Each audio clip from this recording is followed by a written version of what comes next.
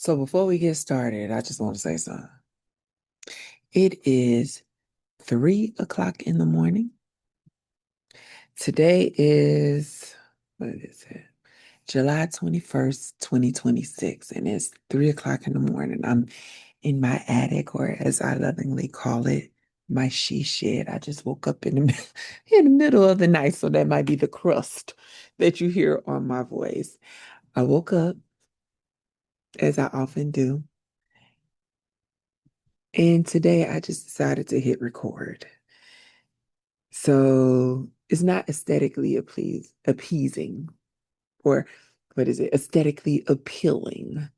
You know, I ain't got no production team and I don't have no scripted performance. I took some notes to make sure that I hit the points that I wanted, but this is just legit me sharing my story as it happened. So it's raw. Again, it's 3 o'clock in the morning. And me doing this is a big deal for me because it's me deciding that I've stopped waiting for everything to see, to be or feel perfect. I just hit record. So I'm gonna let you know. It ain't a whole bunch of editing going on because I won't. That ain't who I am.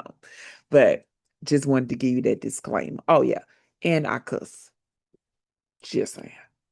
But anyway, I don't know why I felt the need to say that. But anyway, all right. I hope you enjoy it. So hey everybody.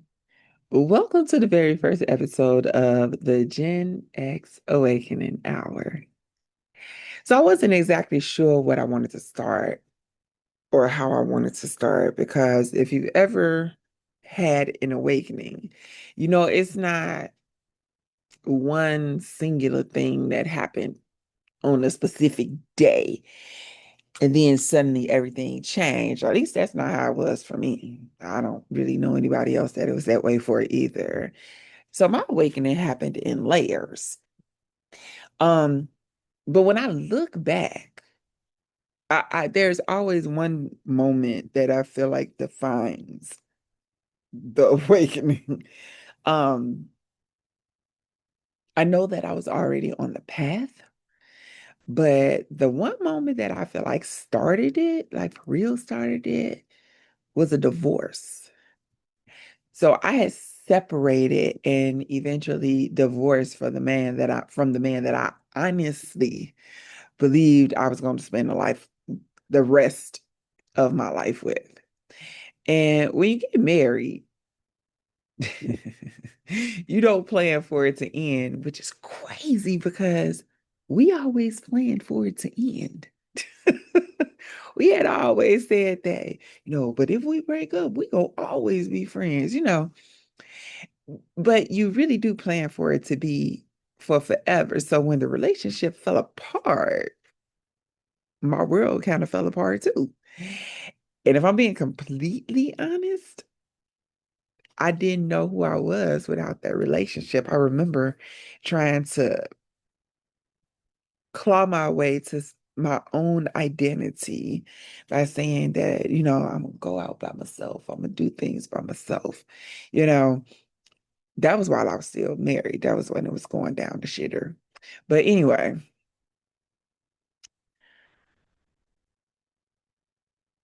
so what did I do? I did what a lot of us do. I immediately started chasing somebody else. Looking back now, I don't even think I was chasing him. I think I was chasing relief. I was chasing some type of a validation. I was chasing somebody choosing me because I'd never known how to choose myself. Don't that sound, I don't know how that sound out loud. But anyway, I think it was a hard thing to admit, but it's true. By that point in my life, I had experienced a lot. I had survived sexual abuse, physical abuse, depression. I had attempted to end my life twice at that point and gone through relationship after relationship, looking for somebody to give me something that I didn't know I was supposed to give to myself. You know, love. I didn't even know what love was at the time. Respect. We heard that word. I can't really speak for anybody else in Gen X, but I'll speak for myself. I heard that word, but I don't think I ever knew what it meant, nor did I understand worth. The only thing that I remember about the word worth or worthy was how people would say in church, Lord, I'm not worthy. I'm not worthy. You know, I didn't know or understand those words back then. I just knew I was tired. I was really tired. And then something happened that looking back feels almost impossible. Somebody told me about the movie The Secret. And I really feel like my soul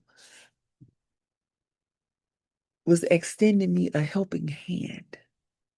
The way that it was handed to me, it was handed to me right as everything began to crumble. But you know, I wasn't ready yet. The first time I tried to watch that film, I fell asleep. I fell asleep the second and the third time too. That was in 2011, right when things was falling apart in February of 2011. Somebody tossed that over to me and I was like, it was whack. I attempted, but it was whack. I ain't gonna say I thought it was ridiculous or nothing like that, but I kept on falling asleep. I couldn't even make it through the movie. I'll be honest, I wasn't even making it through the opening of the movie. Then about a year later, someone else said something to me about the movie, and I'm gonna set the scene of how it was at the time that I received the text. It was summertime. I was laying in bed crying, laying up under the fan, crying, and it was nighttime. And willy-nilly, somebody sent me a text. It's like, hey, have you ever seen the movie The Secret? I think you could benefit from it. I think you'll vibe with it. And it's on Netflix, is what they said. And I sat up and I looked at it, and I was like, somebody else told me about this movie. And so I'm the type that I take signs. I look at stuff as signs. So two people who didn't know each other said the exact same thing to me. So to me, that was a sign. That was something I needed to explore. And I'm telling you, I'm eternally grateful that I did because I'll say that that was definitely some nourishment that I needed. Something inside me said, no, watch it. And this time I did. Now, here's what's interesting. By then, I had absolutely nothing to lose. Okay. I was a nurse and I was reckless at the time. If you're a nurse or if you know a nurse, we don't fuck around about our nursing license. That's something that we don't play about when we're serious about our livelihood because, things can make you lose your license. Something like driving under the influence can make you lose your license. I was doing stuff like driving under the influence. I've I remember I was chain smoking blacks. Yeah, I was living off of Black and Miles because I couldn't smoke weed at the time. I was living off of Black and Miles, 64 ounces of coffee from McDonald's a day, and two large fries a day.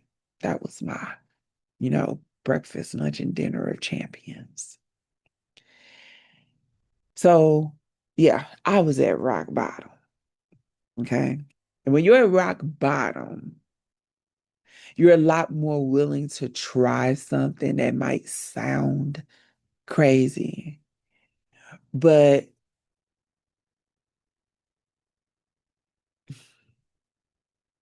I'll say you're a lot more willing to sound something that might sound crazy because shit, what I was doing clearly wasn't working, and what the hell did I have to lose? So I watched the film, and I'll tell you, it wasn't no argument with me. When I watched that film, it was like my soul recognized it. It understood that it was some truth in it. I cried. I cried. And I basically did what the stuff that they said in that movie. And I'm not gonna say it's because I believed what they said might be true. I don't know if I believed it, but I will say that my soul recognized it. I think I was hoping that it might be true. So I did stuff like I wrote down the job that I wanted. So back in 2012, shit was like at rock bottom. I had had an accident earlier during the year, a bad accident, a car accident. Someone had hit me. And while I was sitting at a red light, so what the hell? But anyway, going full speed too. Um, Witnessed by a police officer had hit me, and it had messed me up. Like my neck, my back was all screwed up. I had been planning to move out of state. I was planning to run away to New Orleans at the time. And I had saved up all my little money because I'm supposed to be relocating. I took this as a sign that I wasn't supposed to relocate, but that's another story for another day. But anyway, I ended up not working. At the time, I had been pretty much a freelance nurse. I was working private duty. I was working different jobs to make ends meet, right? But it allowed me the freedom. I could binge work. Ooh, excuse me. I could binge work when I wanted, and I didn't have to work every day. And so when I had that accident, I was no longer able to work. So my income source been touched now. So now we all way in the belly of the beast, right? Because for all of that to go on, then to not have no money on top of it, you know. But I saw that film that summer, so around June or July of 2012. And I wrote down a couple of things that I wanted. At that time, I wanted nothing more than to work at one of, I had two hospitals on my list that I was willing to work at, and I wrote down that I was going to work at either one of those hospitals. At the time, I was severely uncomfortable with my body. I really wanted to have a tummy tuck. So I wrote down that I wanted to have this tummy tuck, right? I saw that film, and these people talking about if you think something, you can make it pop up in your world. And I had never heard anything like that before. But basically, they were saying that I could get what I want by writing it down or by listening to something or repeating it to myself or, the instructions that they give you in the film. And I tested it. I'm a scientist. And I'm not going to say that I went into it with a scientific mind in the beginning. I probably went into it out of desperation. Like I said, I was at rock bottom, right? So I did some of the things. I copied what they did in that movie. Over time, I copied pretty much everything. I saw in the film the guy turned a $1 bill to a $100,000 bill. He put it on his ceiling, so it was the first thing that he saw when he woke up in the morning. Boom, got you. Turned a $1 bill into a $100,000 bill, you know. Said something about attracting a cup of coffee. And I somehow, some way attracted a cup of coffee. Wasn't even trying to. I got caught up in one of those pay it forward things where I made it to the window to get my coffee and somebody had already paid for it. So I attracted a cup of coffee. It's like, whoa. Then I played around with parking spots. It was a guy in the film that was like, he manifests parking spots. I do that to this day, honey. I always There's a nail salon that I go to, and it's on a very busy street. It's on Madison Boulevard in Chicago. And if you in from Chicago, you already know any part of Madison ain't got no parking. I'm just saying. They have parking, but it's always full. And to this day, I always park in front of my nail salon. I I have a permanent spot that sits directly in front of the nail salon. In my head, I do. It's very rare that I'm not parked in front of the nail salon. But anyway, so I would manifest stuff like parking spots. And so next thing I knew, I was having a tummy tuck. And now, mind you, I had not worked since February. I've been off work with injury. And because I worked at agency, if you were in the healthcare field, you understand that when you work at agency, you don't have no health benefits. At least back in 2012, you didn't. And so I didn't have any money saved up or put away. But on August 14th of that year, I had a tummy tuck. Then in September of that year, I started one of those jobs that I said that I had wanted. Now, mind you, I had been applying. I had been a nurse since 2009. And I had been applying for those same two jobs since 2009. Okay. And now I get a call back. I got a call back earlier during the year in April, and I was told that somebody would call me within a couple of days. No one had called. But sure enough, in August, somebody called, and I began that job in 2023, in September of that year. So then I had written down that that dude I was chasing after would call me. And so now I was like, oh, these things are happening. So let me put a date on it. I put October 31st. And you better believe I was standing in line at the new job trying to get my first check, my paper check. When the telephone rang and it was that dude, I lost it. I lost it. And just like most self-absorbed niggas, he thought I was crying over him. I was not. I was crying because I understood that I had some level of control. Again, I didn't know to what extent, to what depth I had control of what was happening with me and what was happening to me per se.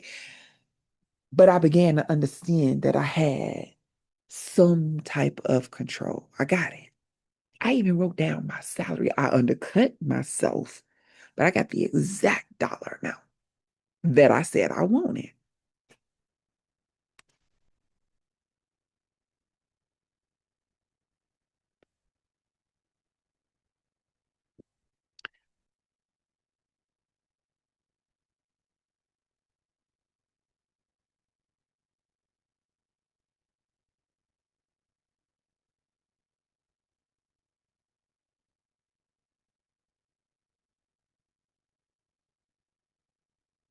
When when that dude called, it completely fucked me up. It fucked up my understanding.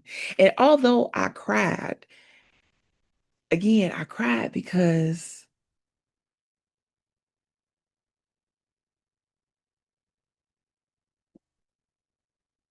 again, now I know that I got some type of control. Now I'm paying attention, right? And that's really what this episode is about. It's not about proving anything. And I ain't trying to convince nobody of anything. It was the first time in my life that I became curious enough to ask, what if there's more going on here than what I've been taught? And that question changed my life because once you ask a real question, you start asking other questions and another one, and another one, and another, right? And eventually, I wasn't just questioning manifestation or the law of attraction. I started questioning everything. I had already been questioning religion. You know, I won't say that I questioned identity back then, but it definitely put me on the road to questioning relationships, love, money, consciousness. The path took me in so many directions. One of my favorite symbols is the unalome. And it's because it depicts how the path of life has all these spirals and twists and turns. And I tell you, it is the perfect depiction of me. You know, that movie, The Secret, did not give me all of the answers, but it gave me something that I desperately needed. It gave me hope. Hope that maybe my past didn't have to determine my future. I'm going to tell you, it gave me hope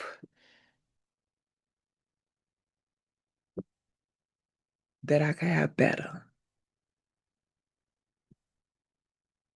Gave me hope that I had some type of power over what went on in my life. I had more influence than I had ever imagined. Like I was writing shit down on a piece of paper. Come on now. I hadn't even gotten to the point where I did a vision board yet. That happened eventually, you know,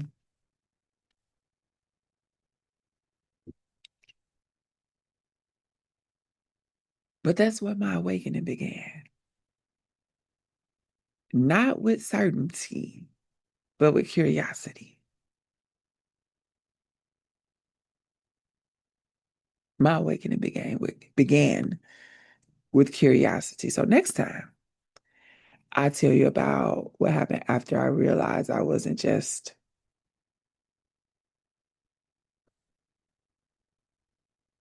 it wasn't, I always knew that it wasn't coincidences. I had legit watched this film, wrote something down on a piece of paper, and then it happened. Let me tell you about the tummy tuck, how the tummy tuck happened. I it's amazing how things go down. I received a check from an old 401k that I'd had. Mind you, I didn't know it existed. Had no clue about it. And I believe that that's how I paid it. I'm actually not even certain how I paid for it. I didn't charge it. I ain't put it on a credit card. I paid them people cash, like $7,500 cash. I want to say that was the most expensive thing that I had ever paid for up until that point. Cash. And I didn't get it from working. I definitely didn't have it saved up. And nobody gave it to me. And I believe that it came from a 401k that I had somewhere, stashed somewhere, didn't know about. But anyway, next time I'll go further into the rabbit hole. But thank you so much for spending this first hour with me. I'm really glad that you're here. And until next time, you create reality with your mind. Keep asking questions.